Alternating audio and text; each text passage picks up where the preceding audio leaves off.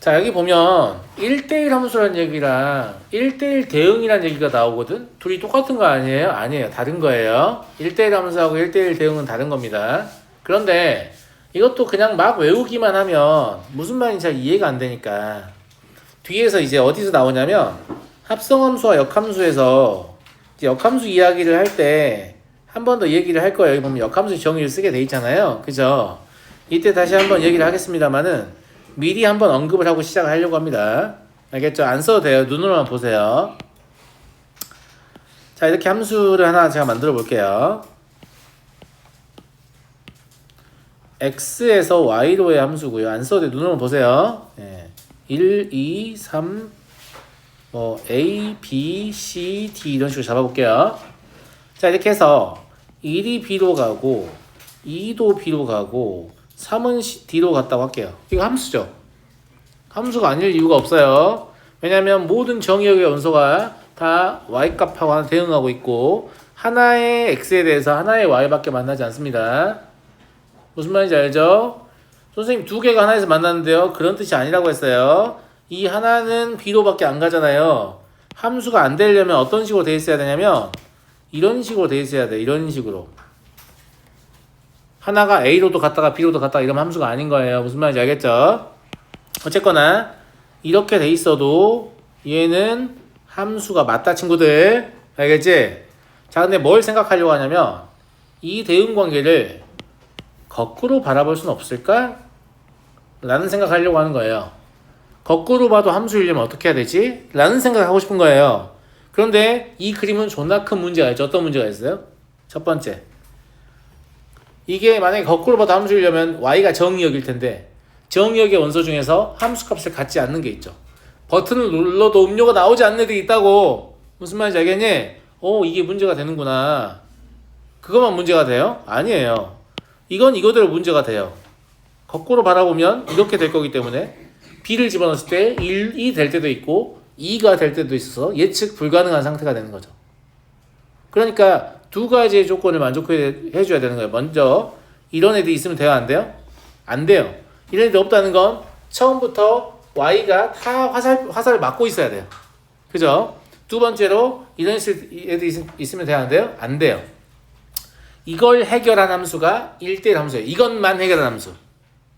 1대1 함수는 그러면 하나의 y에 하나의 x가 만나고 있어야 되는 거죠. 제가 아까 함수가 될 조건에서 하나의 x가 하나의 y랑 만난다고 했잖아요. 다른 말입니다. 역은 다른 말이라는 거 이제 아시죠? 하나의 x가 하나의 y랑 만난다는 말하고 하나의 y가 하나의 x랑 만난다는 말은 같은 말이 아닙니다. 제 말 무슨 말인지 알겠죠? 그래서 1대1 함수는 그 중에 하나를 해결한 거라고 했어요. 그러면 하나의 y에 대해서 하나의 x가 만난다. 보세요. 여기 보시면 이걸 가지고 이용할 건데 이건 하나의 x에 대해서 하나의 y가 만난다잖아요. 그럼 이것에 역이 필요하겠죠. 그래서 이거에 역을 써보면 뭐라고 쓸 수 있겠냐면 fx1과 fx2가 같으면 x1과 x2가 같다. 이렇게 쓸 수 있죠. 이걸 문장으로 읽으면 결과가 같으면 원인이 같다. 이렇게 읽을 수 있을 거예요. 그리고 이것도 대우명제로 표현할 수 있잖아요. 이걸 대우명제로 표현하면 x1과 x2가 같지 않으면 fx1과 fx2가 같지 않게 됩니다. 그러니까 원인이 다르면 결과가 다르다. 무슨 말인지 알겠죠? 무슨 말인지 알겠죠? 이게 1대1 함수가 되는 조건입니다. 이걸 만족하면 무슨 함수라고요? 1대1 함수라고요.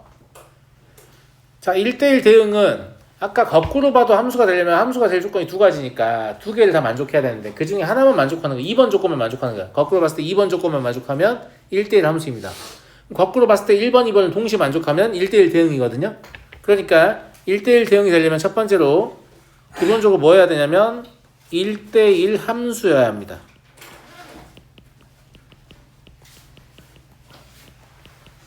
이걸로는 충분하지 않죠.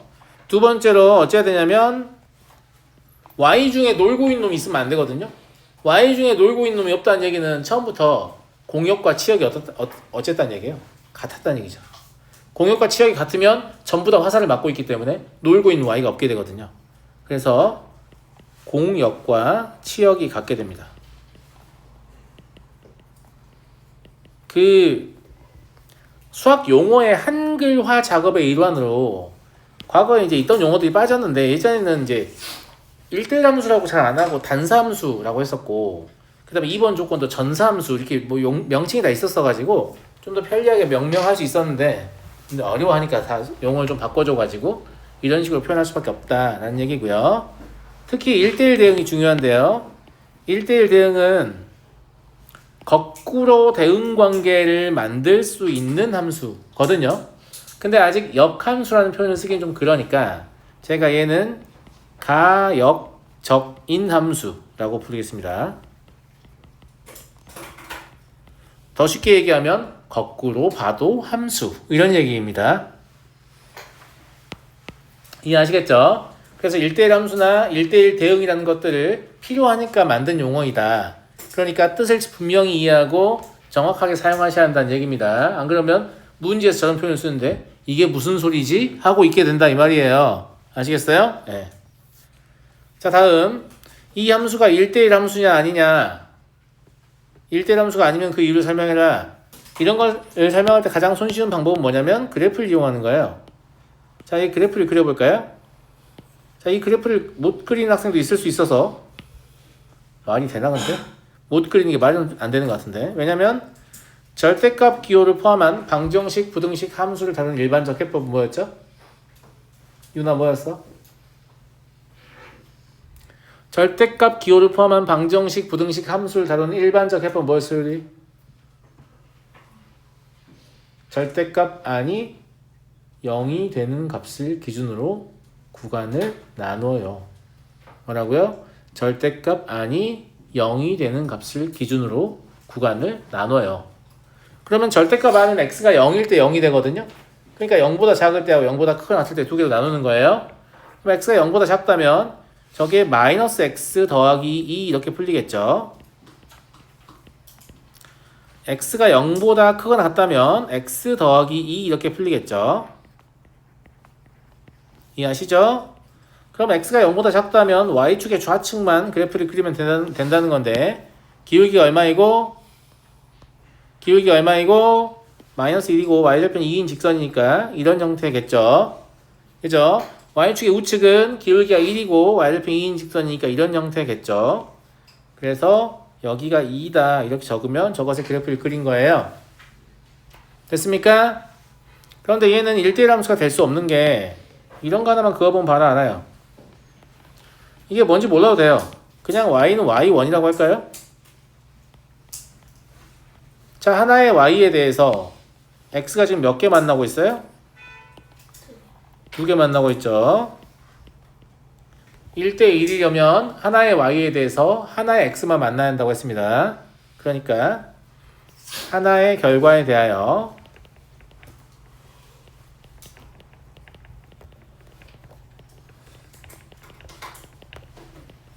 두 개의 원인이 존재하기 때문에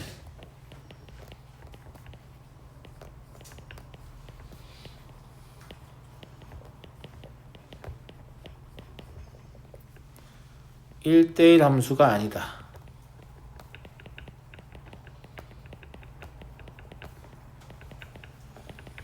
이렇게.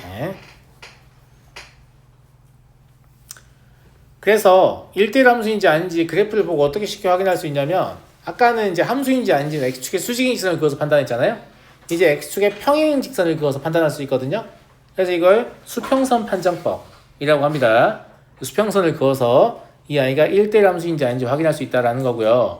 주의해야 될 거는 일단 1대1 함수냐 아니냐를 판단하려면 제일 먼저 뭘 봐야 돼요? 함수인지 아닌지를 먼저 봐야 돼요. 가령 이런 그래프가 있었어요. 문제에서 1대1 함수냐고 물어봤어. 수평선 판정을 했더니 하나씩밖에 안 맞나? 1대1 함수예요. 이러면 병신이에요. 왜냐면 일단 함수가 아니에요. 아시겠죠? 일단 함수여야 하고 함수인 게 확인되면 이걸 해서 1대1 함수가 아니군 이렇게 하는 거예요. 무슨 말인지 아시겠죠? 그래서 수평선 판정법만 단독으로 사용하시면 안 됩니다. 아시겠죠? 밑에 써놨어요. 1대1 함수가 될 조건을 판정할 때는 먼저 함수인지 확인한다 라는 거예요. 약간 이런 거잖아요. 휴일에 여자친구하고 뭐해요? 이러면 여자친구가 뭐 있는지 먼저 물어봐야 되는 거 아니에요? 그런 느낌이죠. 아시겠죠? 네, 그런 것이다 라는 거고요. 그래서 1대1 함수인지 확인하려면 일단 함수인지 먼저 확인하는 건 기본입니다. 아시겠죠? 네. 자, 다음 10번은 함수의 개수를 세는 문제인데 아주 쉬운 게 있어요. 그러니까 경우의 수의 관점에서는 이런 문제들이 나올 거거든요. 근데 제가 미리 예고했었잖아요. 경우의 수를 잘 못하면 진영아 뭐 하고 있는 거야? 나한테 입말하고? 집중하자. 경우의 수를 잘 못하면 집합의 개수도 잘 못 세고 함수의 개수도 잘 못 세고 이러니까 두고두고 불편하다고 공통수학원 할 때 제가 경우의 수 잘 해두셔야 된다고 말씀드렸었죠. 실제 나오잖아요. 자, x에서 y로 가는 함수 몇 개 있냐? 그냥 함수를 물어본 거잖아요. 그러면 하나의 원인에 대해서 하나의 결과가 만나면 돼요. 그러니까 A한테 물어봐. A야? 난 A야. 소심하지. 자, 너는 1에 대응하고 싶니? 2에 대응하고 싶니? 3에 대응하고 싶니? 이렇게 물어볼 수 있잖아요. 그러면 경우의 수가 몇 가지예요? 3가지예요. B야. 난 B야. 넌 1에 대응하고 싶니? 2에 대응하고 싶니? 3에 대응하고 싶니? 선생님 A가 1에 대응했을 수도 있잖아요. 아무 상관없어요. 모든 원인이 하나의 결과에 대응해도 상관없다고 했죠. 그러니까 B도 여전히 몇 가지가 있어요? 3가지가 있어요. C도 몇 가지가 있어요? 3가지가 있어요. 그러니까 27개의 함수가 가능하다. 그러면 문제를 복잡하게 내면 경우의 수가 굉장히 커질 것 같은 느낌이 들잖아. 지금 3개밖에 안 되는데 함수 27개 나온다잖아. 맞아 안 맞아? 그지? 1대1 대응은 그런데 하나의 x가 하나의 y와 만남과 동시에 하나의 y가 하나의 x와 만나야 되거든요. 1대1 대응이 되는 건 가능하죠. 왜냐면 지금 정역의 원소의 개수랑 공역의 원소의 개수가 똑같고요. 1대1 대응이 되려면 공역이고 치역이어야 한다고 했어요. 그죠? 그러면 A한테 물어봐요. 너 1로 대응할 거야? 2로 대응할 거야? 3으로 대응할 거야? 이렇게 3가지가 있죠. 그런데 이제 B는 선택권이 2가지밖에 없어요. A가 누군가와 대응했을 거 아니에요. 그러면 걔랑은 대응할 수가 없는 겁니다. 그래서 두 번째는 2가 되고요. 세 번째 C는 선택권이 없습니다. 그래서 얘는 6개가 되죠. 근데 이걸 경우의 수의 관점에서 써보면 얘는 뭐라고 볼 수 있겠어요? 이거 기억나냐? 중복순열이요? 얘는 3p3인데 사실상 3팩토리얼이겠죠? 이거 기억나시죠? 계승이요, 계승. 자, 넘어가도 되겠습니까? 여긴 대부분 이제 새로운 것들을 그냥 배우는 거예요. 이런 용어들이 나올 거니까 좀 배우는 것이다 라는 거고, 여기 보시면 항등함수라는 함수가 나와요. 항등함수라는 표현이 제 생각에도 다분히 오해를 불러일으킬 것 같은 느낌이 듭니다. 항등이라는 말이 항상 같단 말이잖아요. 선생님 그러면 항상 똑같은 y가 나온다는 얘기예요? 아니에요. 그건 상수함수라고 밑에 있는데요. 그래서 제가 원어를 써놨거든요. 여기 보시면 identity function이라고 돼 있잖아요. identity라고 하면 당신들이 어떤 원인을 집어넣으면 그대로 나오는 거예요. 자기 자신이란 뜻이란 identity가. 무슨 말인지 알겠죠? 그래서 항등함수는 영어로 identity function이니까 이걸 좀 같이 기억하시면 좋을 것 같아요. 이해하시겠죠? 그러면 자기 자신이 나와야 되니까 얘는 반드시 뭐일 수밖에 없냐면 1대1 대응일 수밖에 없습니다. 그래서 1대1 대응 중에서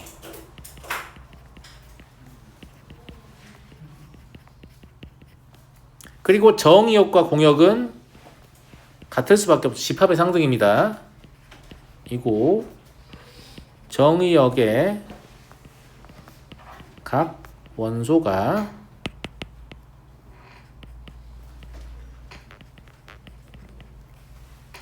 자기 자신으로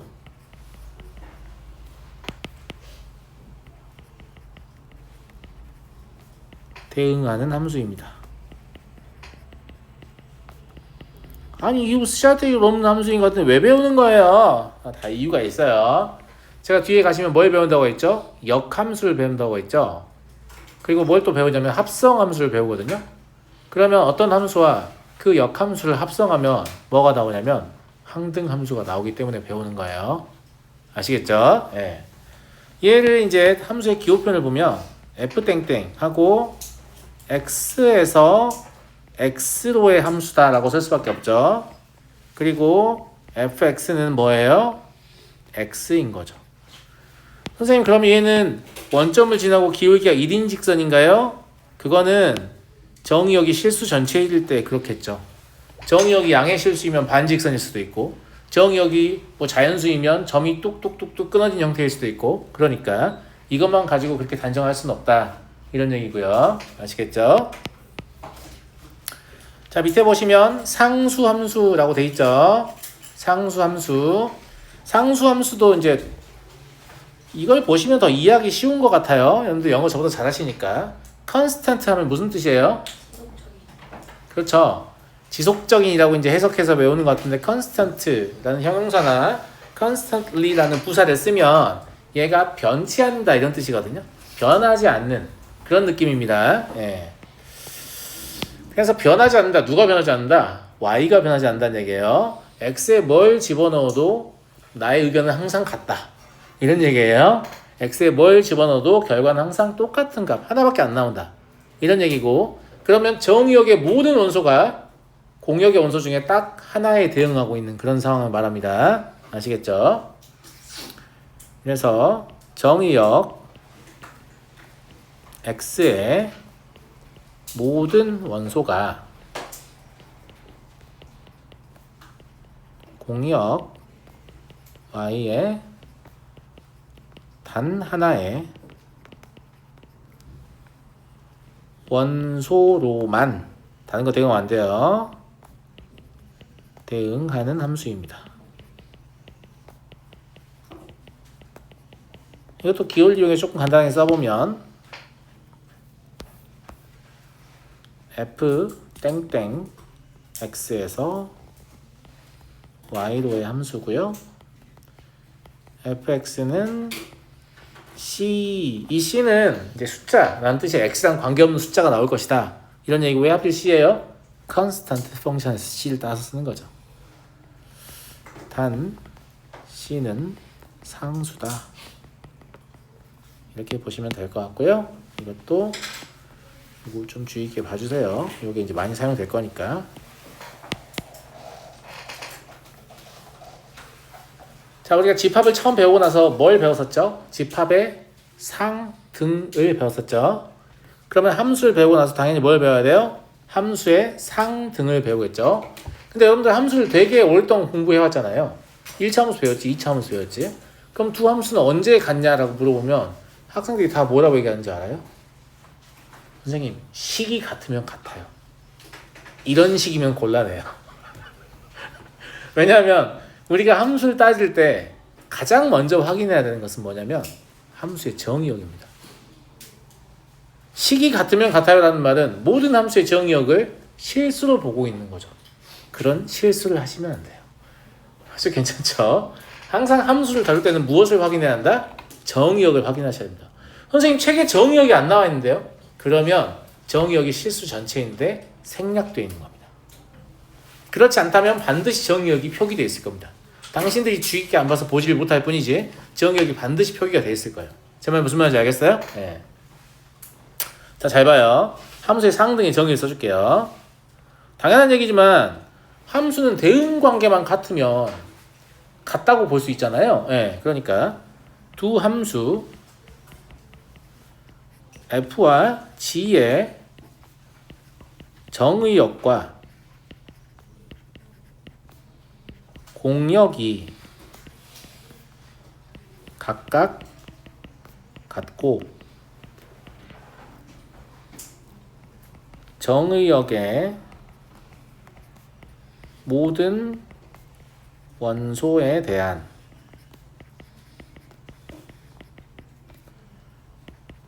함수값이 모두 같을 때. 하나로 다른 게 있으면 안 돼요. 모두 같다고 했어요. 두 함수는 서로 같습니다.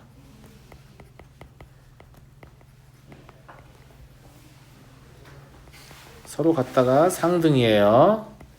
그리고 이런 경우에 기호를 어떻게 표기하냐면 F하고 누구는 같다, G는 같다 이렇게 쓸 수 있습니다.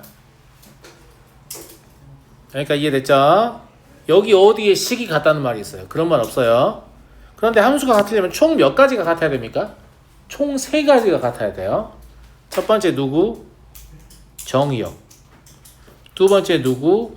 공역. 세 번째 누구? 함수값. 이렇게 총 3가지가 같아야 되거든요. 그런데 혹자들은 공역은 안 같아도 되는 거 아니냐. 왜냐면 함수라는 건 대응관계인데 집어넣었을 때 결과가 뭐가 나오냐의 관점인데 공역은 안 같아도 그냥 집어넣었을 때 모두 똑같은 게 나오면 같은 거 아니냐 이런 주장을 하기도 합니다. 그리고 실제로 그렇게 가르치는 학교도 있었어요. 학교 선생님이 그렇게 가르쳐줬다. 하지만 저의 의견은 그렇지 않습니다. 공역도 반드시 같아야 되는데 그 이유에 대해서 잠깐 간략하게 설명하겠습니다. 자, 이런 상황을 얘기하는 건데요.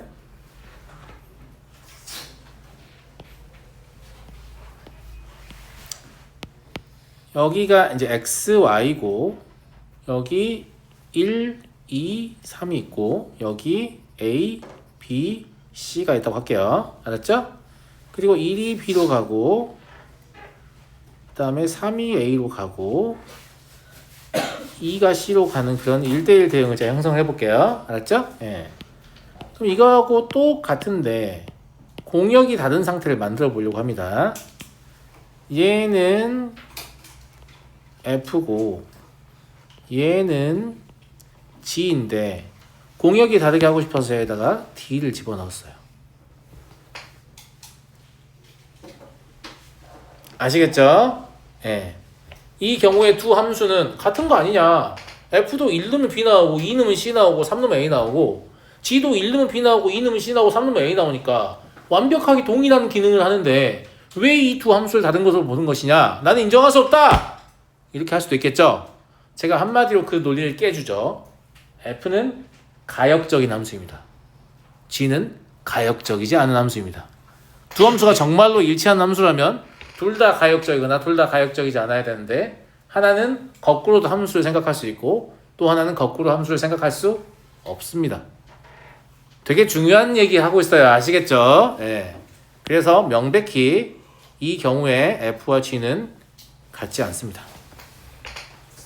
그래서 공역의 일치를 빠뜨리면 두 함수의 상등의 정의를 잘못한 게 되는 거예요.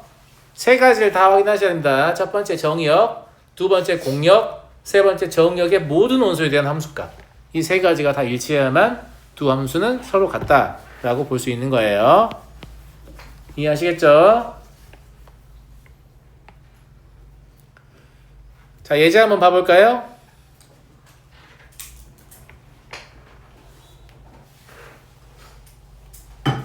예제 봐도 돼요? 안 돼요? 안 된다고요? 돼요? 선생님한테 입마라고 부르면 되겠어, 입마?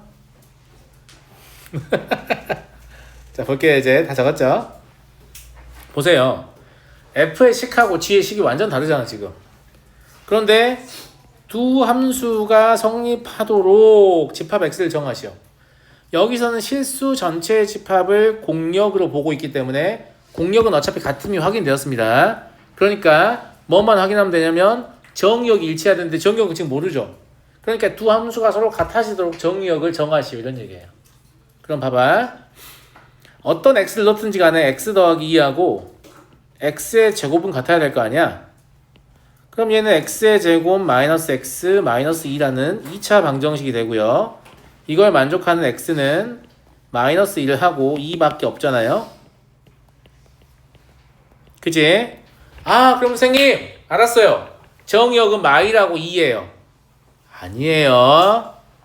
왜냐면 마일만 원소로 가져도 두 함수는 상등입니다. 2만 원소로 가져도 두 함수는 상등입니다. 마일과 2를 둘 다 원소로 가져도 두 함수는 상등입니다. 그러니까 두 함수를 서로 갖게 하는 정의역은 총 3개가 존재하는 거죠. 이해하시겠어요? 이 예제는 일부러 넣은 거죠. 심지어 식이 달라도 두 함수가 어떨 수 있다? 같을 수 있다. 그러니까 두 함수가 언제 같냐라고 하면 선생님 식이 같을 때요. 이런 식이면 곤란하다고 했어요. 아시겠죠? 항상 함수를 다룰 때 가장 먼저 확인해야 할 것은 뭐라고요? 정의역입니다. 뭐라고요? 정의역이요. 그 다음 공역을 보는 거고 그 다음 대응관계를 보는 겁니다. 아시겠죠?